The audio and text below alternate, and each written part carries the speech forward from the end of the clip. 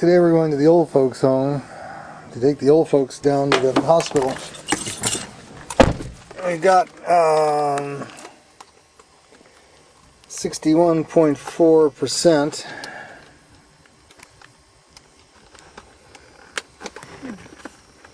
Let's see what. To try to open this. 61.4%. 58. Well, now we're about 14 miles into our trip, and we're still going. We could have been a Volt. There's a Volt that the generator hasn't gone on yet. So if we were a Volt, you know, we'd still not even used half of our charge, which is get us 40 miles, and yet, you know, we basically are an electric car that is driving along, and you know, if we had a range extender, it wouldn't have gone on yet. So if we were a Volt, you know, we'd still be driving on the original battery pack. But now let me ask Lisa here, what do you think about your experience with electric cars, Lisa? I love electric cars. What do you say? You love electric cars? Yes. But why? They don't have an engine. What's wrong with them? They're quiet. They're clean. They get you where you want to go. They're reliable. They're comfortable. They're satisfying. Why wouldn't Every you mile settle you drive with an electric car, you do not have to pollute.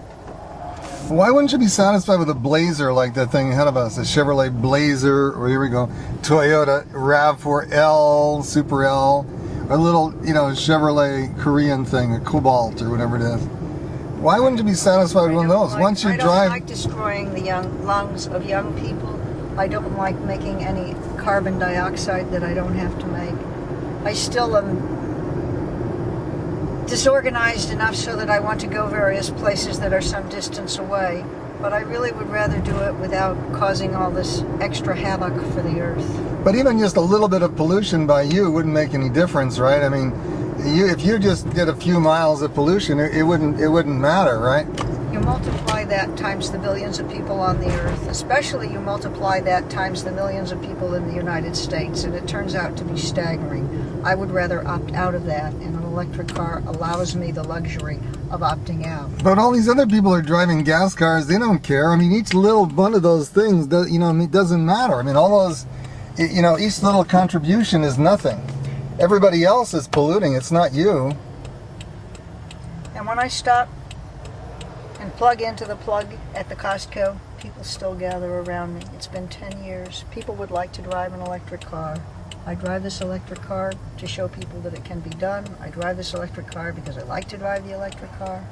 I like to be a passenger in the electric car, and I wish there were a lot more of them. But you can't be driving an electric car. There's no such thing. Don't you understand? They just don't exist. Douglas, don't you be broadcasting that propaganda. Enough people broadcast that propaganda. They don't need anything from you. This car we're sitting in is a phantom car. According it's not a phantom. According to GM, you know, they can't make a car like this with a 40 miles all-electric range. 50 miles, maybe they could do in 100 years. You know, well, I don't know what happened to their scores of engineers who did the EV1. They had it, they did it, and they lost it. I don't know what their problem is. It isn't for us to say what their problem but is. They say that the EV1 only had a 60-mile range and it was no good. Nobody wanted it. Nonsense. Well, it only had a 60-mile range, right?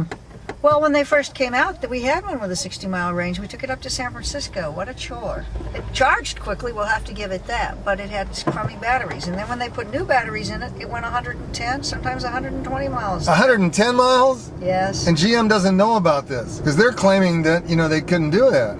They lie. They lie? GM lie? I mean, this is an American institution. So anyway, what happened when the 1999 EV1 came out? You know, the one that doesn't exist?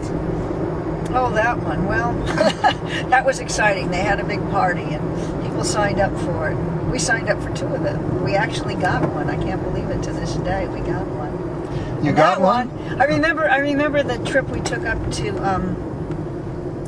Bill and I went up to Sacramento for one of the testimonials at CARB.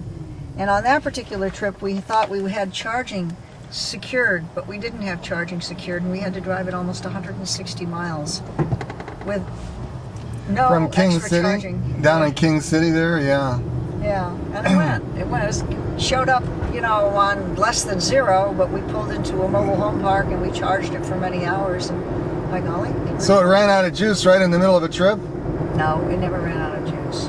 What do you mean it never ran out of juice? General Motors says that, you'd be sitting on tenor hooks waiting in traffic, waiting for it to run down.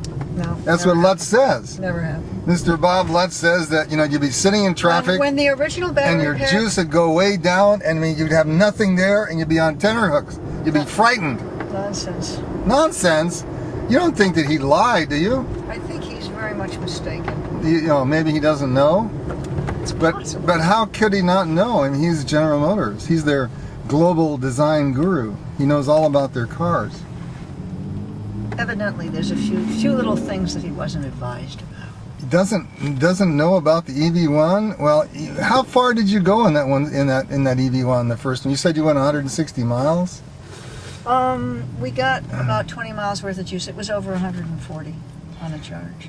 Over 140 on a charge. Then it broke down, right? No, You mean it didn't break down? no. When we turned it in, oh God, I'm going to cry when I think about it. It still ran as good as ever. When you turned it in, it ran as good as ever. What was the big problem with it then? General Motors didn't want us to have it. Oh, that could be a problem, couldn't it?